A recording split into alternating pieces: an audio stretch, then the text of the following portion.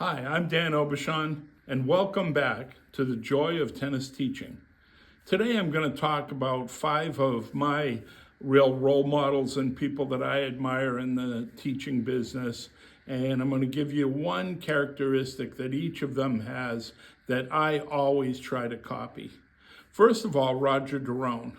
I've never had the opportunity to teach that much with Roger, but I've seen bits and pieces of him at the annual meeting, and we've talked so much about teaching.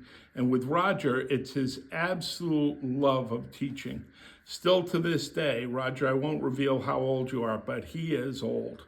And when he goes out to teach, he tells his wife, going out to change some lives. He really loves teaching and loves the process of helping people. Next is Jim Leupold.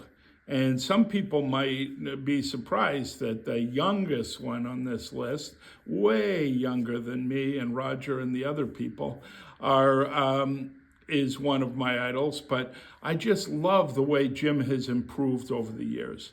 Unlike Roger, I've been around Jim an enormous amount of his teaching career, and I've just seen him blossom so much as a communicator of the right teaching concepts. Jim's work doing demos and the weekly tennis show and the big tennis show have just made him a complete master of the PBI knowledge. Next is Steve Halverson. Steve was always one of Peter's favorites to watch teach, and mine as well, because Steve is just a master at relaxing and creating a rapport with the student. Steve teaches a lesson, and by the end of that lesson, you would think that he and the student are relatives rather than student-teacher. The last 2 have passed away, but my dear friend Rob Smith was, besides being an absolute genius and having one of the greatest memories I've ever seen people deploy, Rob was a master at doing the littlest thing to get the student started off successfully. Rob could teach any student of any level, and he was a master at choosing the right place to start, which is really important.